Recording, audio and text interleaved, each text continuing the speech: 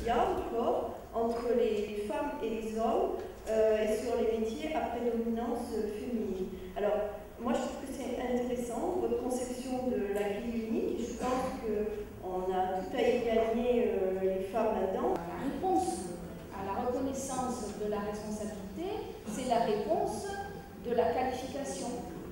Quand on rend comptable un individu de ce qui est son droit, c'est-à-dire que le salaire, c'est bien le paiement de la qualification dans un temps donné et surtout mesuré. Donc, au-delà du simple côté technique de la rémunération, il s'agit quand même d'une intrusion et d'un mélange vie privée et vie professionnelle pour les salariés. On voit également que le salaire, immédiatement, il trouve un prolongement dans la réponse à des besoins vitaux, essentiels. Je sais que le concept de rémunération globale que j'ai évoqué ce matin a un petit peu choqué ou en tout cas interpellé. C'est une dimension importante puisqu'elle met en évidence une fois encore combien les enjeux tournent autour de la rétribution directe, bien évidemment, mais sont aussi beaucoup plus larges que ça, parce que les inégalités ne se situent pas en matière de rétribution et de salaire et de reconnaissance de la contribution personnelle. On voit bien que les inégalités peuvent être extrêmement différentes selon les enjeux et les moyens des entreprises et des groupes concernés, et donc pour les salariés de France. Autant il me semble que l'approche patronale cherche à avoir une conception élargie de la rémunération globale. Autant nous, je pense qu'on a besoin de recentrer sur le salaire, sur ses fondamentaux. Ça veut dire que nous avons besoin d'un salaire pour vivre correctement. Et je crois que c'est là-dessus qu'il faut qu'on pousse le débat, y compris entre nous. Je crois que le salaire, ça ne peut pas être une récompense fondamentalement, et donc y compris quand nous centrons trop fortement nos argumentations uniquement sur la question du partage des profits, nous passons à côté de quelque chose d'essentiel.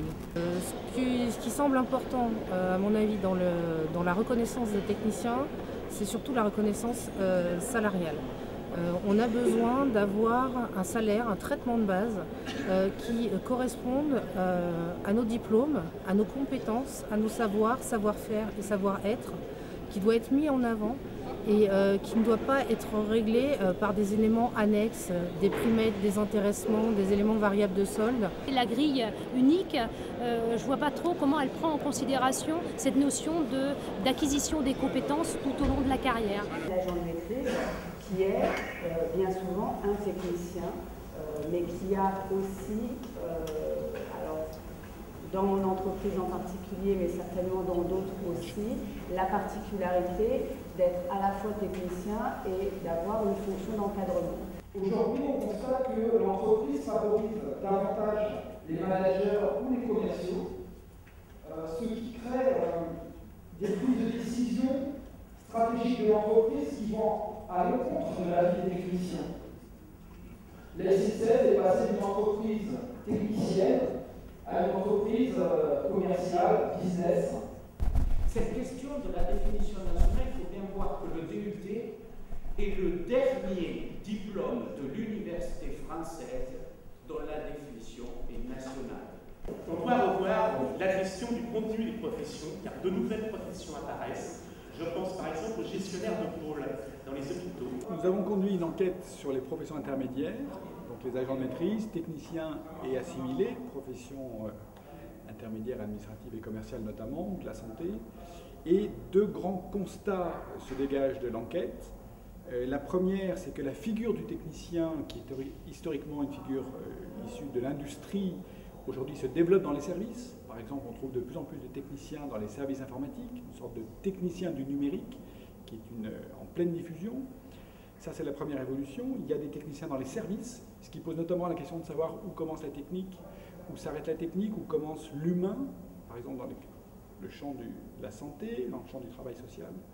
Deuxième grande évolution qui vaut pour l'ensemble des professions intermédiaires, au fond, pour tous ceux qui ne sont ni ouvriers employés ni cadres, qui sont ce qu'on appelle les professions intermédiaires, on a des métiers qui sont en tension entre quatre dimensions, managériales, techniques, mais aussi commerciales de plus en plus, et administratives ou gestionnaires, en raison du fait des diminutions d'effectifs, des suppressions d'emplois de secrétaires et autres.